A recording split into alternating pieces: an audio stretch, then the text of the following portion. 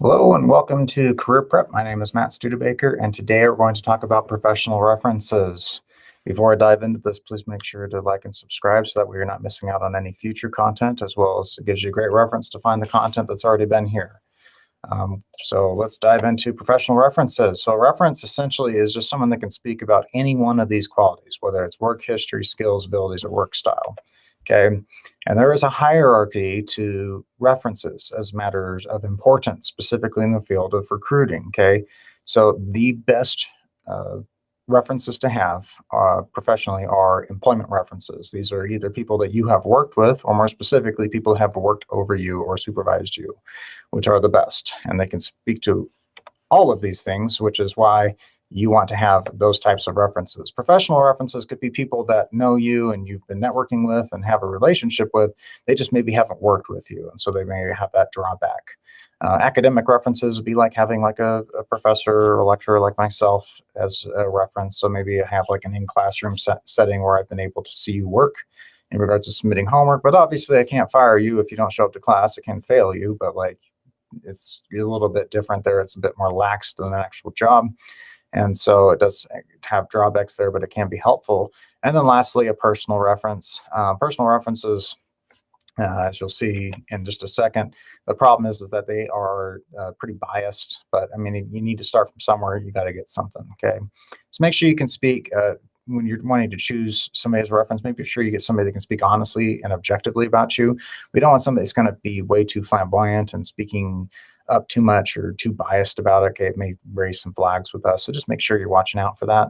And this is why we want to avoid family members or close friends as references, because let's be honest, like, are they really going to want to say things that are going to sabotage you or hurt you in the reference call or phone call that they're going to get? Probably not. Okay. Also, watch out for controversial people. This would be like clergy or counselors, social workers. Okay. We don't want to put them in a compromising situation either about what they can and can't talk about. And then sometimes people put like kind of real big name grabbers on a resume, like I know the mayor or I know the president, right? Or something like that.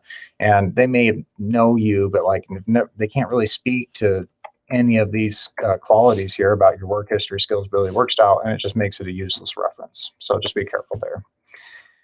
And then for those whom you currently work, you can ask, ask yourself, are they your current or former manager? Okay. If they're not your manager, are they the same level employee as you? If you supervise them, are they comfortable with you being referenced for you? I would really avoid that. Some people have done this. I would be careful not to do this because it could create some conflicts of interest and problems there, especially if you didn't get the job and it was because of something somebody beneath you that you supervise has said.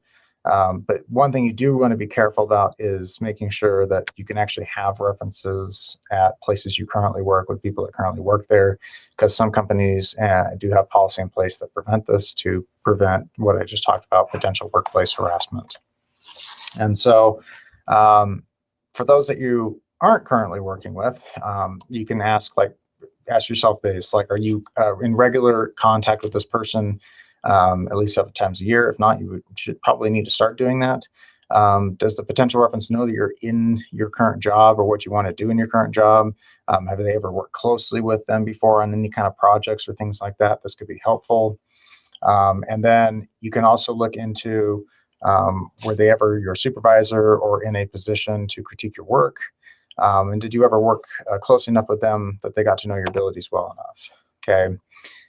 And then have you, before you consider asking, make sure, like, have you let them know that they're looking for a job? These people should be the first people that you talk to when regards to networking. So these should be the people that should know that you are looking for work anyway. So they should be going to bat for you. Have you formally asked them to be your job reference? Okay. And have they said yes? If you have not asked, you run the risk of them not being happy and you could burn a bridge really, really bad. So please be careful.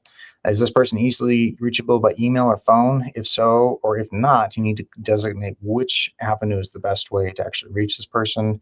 Do they have a copy of your current resume? If not, then you need to make sure that they get one. Okay. Do they know what types of jobs you're looking for? Again, they should know this stuff because they're part of your network. Are they aware of any major work accomplishments or things you want to emphasize if somebody were to call them and talk to them regarding this position? Does this person want you to succeed? Okay, again, this goes back to asking. Can this person think on their feet and answer difficult questions. This is form of an interview. We're just interviewing somebody else in regards to you, okay? Because this person is your brand, right? They're associated with you. So how are they going to speak about you? Can they speak easily about your strengths or accomplishments, areas of expertise, okay?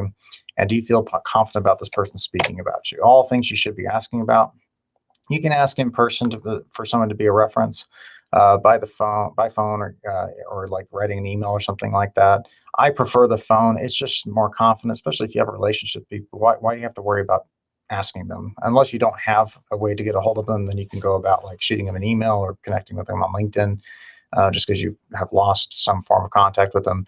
But it probably means you need to reestablish that connection. Okay.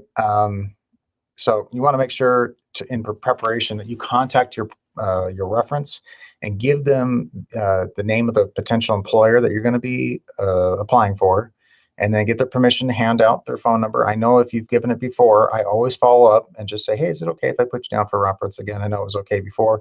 I just want to make sure it's okay now. Okay. And so make sure you get all that information. Okay.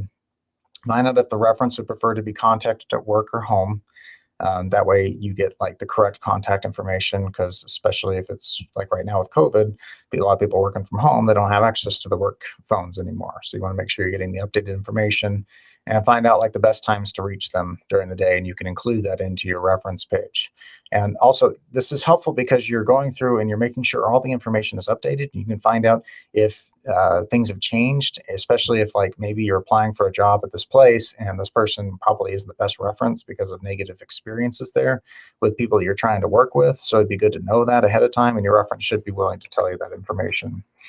Okay. And then as far as like preparing your reference, discuss your job search goals and the specific employers you may be calling. You might want to ask if you can forward this information in email so they have it as their own reference, like your resume, their job application, or any kind of relevant information, so they know that. And then when you when you ask a contact to be a work reference, remember, they may say no, that's okay, just move on.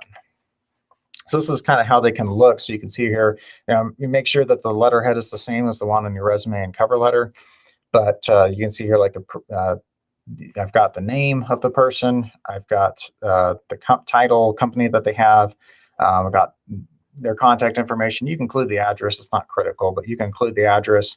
You got phone number, email, and then here's a note. So like this person's designating like this person, this is who this person is. They're demonstrating a relationship, which is important.